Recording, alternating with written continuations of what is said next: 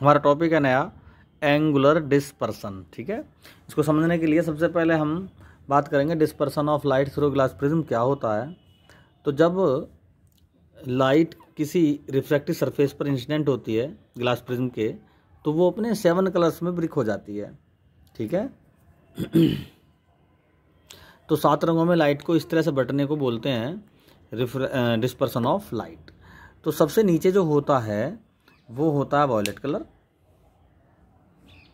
ये, और उसके बाद इंडिगो, ब्लू, ग्रीन ना, और येलो, ऑरेंज और रेड। ठीक है, तो इस तरह से ये लाइट्स, तो मैंने यहाँ पर केवल 2 लाइट्स दिखा रखी हैं, रेड और वॉयलेट। सबसे ऊपर रेड के ऊपर होता है इंफ्रारेड के ऊपर माइक्रोवेव, उसके ऊपर रेडियो वेव, नीचे वॉयलेट के अल्ट्रावायलेट, एक्सरेज और सबसे नीचे गामा रेज।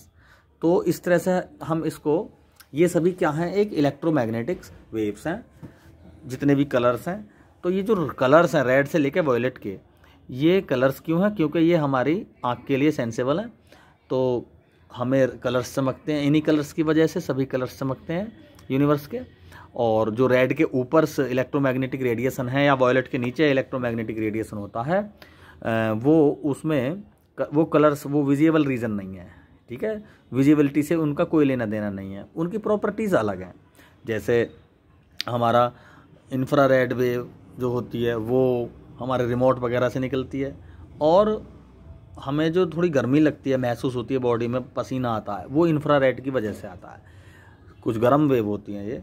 और जैसे माइक्रोवेव और ज़्यादा गर्म होती है, हीट वेव भी बोलते हैं इन्हें, और रेडियो वेव, ये भी, इनकी वेवलेंथ बहुत ज़्यादा होती है। इसका मतलब क्या हुआ, रेड कलर की वेवलेंथ सबसे ज़्यादा, पहले भी बताया गया है, और ये नीचे घटते घटते घटते वॉयलेट की सबसे कम विजिबल रीजन में, यानी डाउन डायरेक्शन में जाएंगे तो वेवलेंथ घटती जाएगी, और ऊपर को जाएंगे तो वेवलेंथ बढ़ती जाएगी, उसके उल्टा फ्रिक्वेंसी घटती जाएगी। तो रेड कलर की फ्रिक्वेंसी कम, उससे ऊपर इंफ्रारेड की उससे कम, माइक्रोवेव की फ्रिक्वेंसी और कम, रेडियो वेव की सबसे कम, लेकिन रेडियो वेव की वेवलेंथ सबसे ज़्यादा होती है। उसके उलट वॉयलेट कलर की फ्रिक्वेंसी सबसे ज़्यादा है, अल्ट्रा वायलेट की उससे ज़्यादा है, और इससे नीचे होता है आपका एक्सरेज, उसकी सबसे उस और ज़्यादा है, और गामा रेज की तो बहुत सबसे ज़्यादा फ्रिक्वेंसी होती है।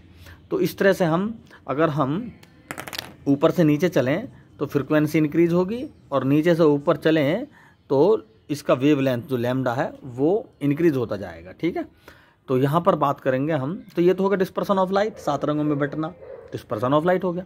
अब एंगुलर डिस्पर्सन क्या होता है? तो देखो, वॉयलेट कलर और रेड कलर, अगर हम, ये फैलाव हो रहा थोड़ा सा इनमें, अगर हम बैक मारें इनको लाइट्स को बैक करें तो एक एंगल पे कट जाती हैं जाके, इसको हम एंगुलर डिस्पर्सन कहते हैं। एंगुलर डिस्पर्सन क्या हुआ, ये थीटा हुआ। कैसे निकाल सकते हैं उसको? Angle of deviation of violet colour में से angle of deviation of red colour को सब्ट्रैक्ट कर दो तो थीटा निकल के आ जाएगा। ये निकाल दिया हमने, delta V minus delta R, theta निकल गया मैथमेटिकली।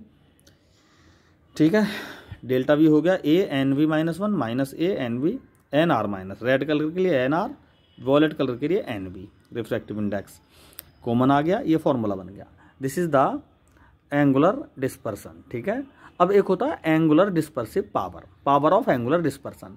तो अगर इस एंगुलर डिस्पर्सन को हम किसी मीन कलर के एंगल ऑफ डेविएशन से डिवाइड कर दें तो हम इसे बोलते हैं पावर ऑफ एंगुलर डिस्पर्सन। ठीक है, तो थीटा की जगह तो हम लिख देंगे N V, A into N V minus N R, A into N V minus N R, और डेल्टा वाई की जगह लिख देंगे A into N Y minus 1, A से ए कैंसिल, तो पावर ऑफ एंगुलर डिस्पर्सन हो गया N V minus N R upon N Y minus 1। देखो येलो कलर, जो ये जो येलो कलर, येलो ही क्यों लिया, इसको हम मेन कलर मान लेते हैं। ठीक है, तो ये साथ में हमारा पावर ऑफ एंगुलर डिस्पर्सन भी साथ के साथ हो गया इसमें।